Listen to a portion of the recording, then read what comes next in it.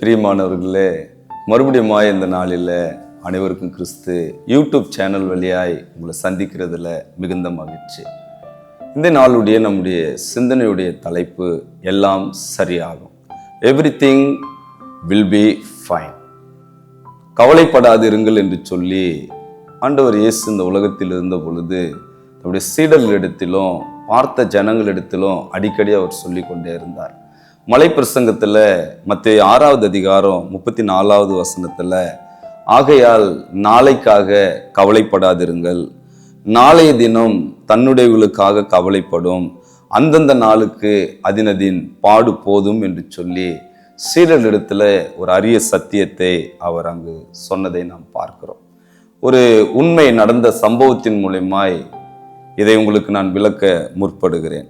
மூடி பிரசங்கியாரும் அவர் சென்றதான ஒரு வீட்டில் நடந்த சம்பவத்தை இந்த நாளிலே நான் உங்களோடு பகிர்ந்து கொள்ள போறேன்.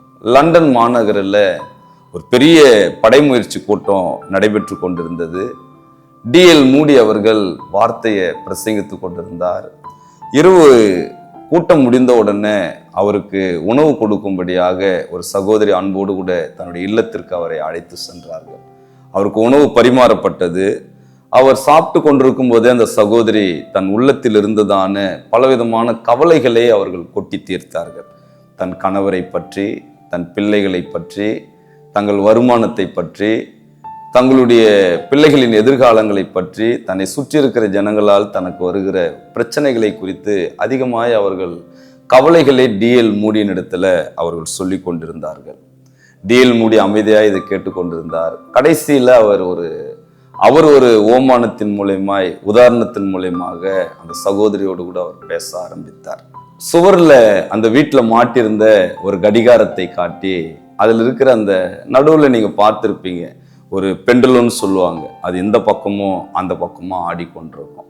அப்போ அந்த பெண்டுலத்தை பார்த்து அவர் இப்படி சொன்னார். ஒரு நாள் அந்த பெண்டுலம் ஒரு நிமிடத்திற்கு 60 முறை அது இந்த பக்கத்தில் லெஃப்ட் ரைட் அது போய் வர வேண்டியதாக இருக்கிறது. ஒரு நிமிடத்திற்கு 60 முறைன்னு சொன்னால் ஒரு மணி நேரத்திற்கு 3600 முறை அது அப்படி இந்த பக்கமும் அந்த பக்கமும் போய் வருகிறதா இருக்கிறது. ஒரு நாளில் கிட்டத்தட்ட 86,400 முறை அது அந்த மாதிரி இந்த பக்கமும் அந்த பக்கமும் போய் வரும். நீங்கள் கிட்டத்தட்ட ஒரு வருடத்திற்கு எடுத்தீங்கன்னா 3,15,36,000 முறை அது இப்படி அப்படியும் போய் வந்து கொண்டிருந்தது. அப்போ ஒரு நாள் அந்த பெண்டுலம் இப்படி நினைத்துதான், என் வாழ்நாளில் நான் இப்படியே நான் ஆடிக்கொண்டே இருக்கணுமா, கோடி முறை நான் இப்படி அப்படி போக வேண்டியதா இருக்கிறது, இது என்னால் சுமக்கக்கூடாத ஒரு பாரம்னு சொல்லி அது நினைத்து கவலைப்பட்டதாம். இப்படி கவலைப்பட்டு அது சோர்ந்து போனதாம். மறுபடியும் அந்த பெண்டுலம் நினைக்க ஆரம்பிச்சுதான், இந்த நாள்ல இந்த ஒரு நொடிக்கு நான் இப்படி அப்படியும் போய் வருகிறதை குறித்து மட்டும் யோசித்தா எனக்கு போதும், அடுத்த நொடி இருந்ததுன்னா நான் இந்த பக்கம் அந்த பக்கம் போவேன் என்று சொல்லி மறுபடியும் அது நினைக்க ஆரம்பித்ததாம். மறுபடியும் அதற்குள் உற்சாகம் வந்ததாம். மறுபடியும் அது தன் வேலையை செய்து கொண்டே இருந்ததாம். இந்த உதாரணத்தை டிஎல் மூடி அந்த சகோதரியிடத்துல சொல்லி முடித்த உடனே அந்த சகோதரி தன்னுடைய காரியத்தை அவர்கள் உணர்ந்து கொண்டார்களாம். ஆண்டவர் எனக்கு கொடுக்கிற இந்த நாளில் எனக்கு வருகிற இந்த பிரச்சனையை மட்டும் நான் பார்த்து நான் அதை கடந்து போவதற்கு வேண்டிய கிருபையை தேவனிடத்தில் பெற்றுக்கொண்டா, அடுத்த நொடி ஒரு வேளை நான் இருப்பேன் என்று சொன்னால் அடுத்த நொடிக்கு ஆண்டவர் அந்த கிருபையை கொடுப்பார் என்று சொல்லி அந்த சகோதரி உணர்ந்தார்கள். அவருடைய முகத்திலே ஒரு தெளிவு வந்தது.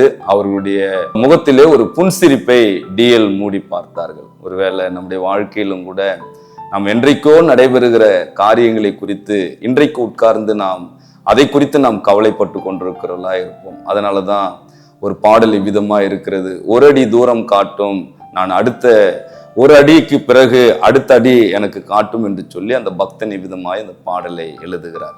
நம்ம சைக்கிள் ஓட்டும் பொழுது டைனாமிக் நம்ம டைனாமோ வைத்து சைக்கிள் ஓட்டின நாட்கள் உண்டு. அதை நம்ம வைத்து சைக்கிளை மிதிக்கும் பொழுது 10 அடிக்கு அதுல வெளிச்சம் தெரியும். ஒருவேளை அந்த 10 அடி வெளிச்சத்துல எப்படி நான் போவேன், எனக்கு 1 கிலோமீட்டருக்கு வெளிச்சம் வரணும் அப்படின்னு சொன்னா அதுல அவ்வளவு வெளிச்சம் வராது. 10 அடி நாம் நம்பி போகும் பொழுது அடுத்த 10 அடிக்கான வெளிச்சத்தை நம்மால் பெற்றுக்கொள்ள முடியும். நாமும் கூட நம்மில் ஏற்படுகிற வாழ்க்கையின் பலவிதமான கவலை நேரங்களில ஆண்டவர் ஒவ்வொரு நாளையும் கடந்து போவதற்கு நமக்கு உதவி செய்கிறார். அந்த சகோதரி தன் வாழ்க்கையில் ஏற்பட்ட மாற்றத்தின் நினைவாக அவருடைய சுவர்கள் இருந்த அந்த கடிகாரத்தை எடுத்து அதை டிஎல் மூடிக்கு அதை பரிசாக அளித்தார்கள்.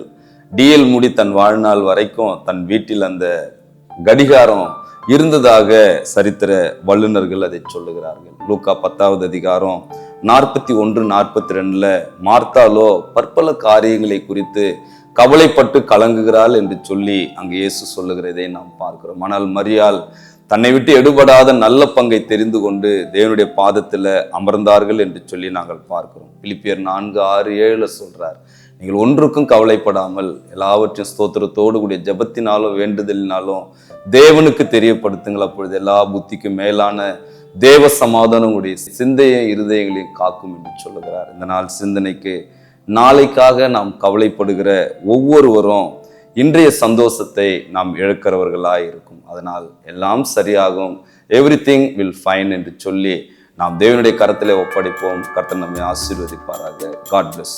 அனைவருக்கும் கிறிஸ்து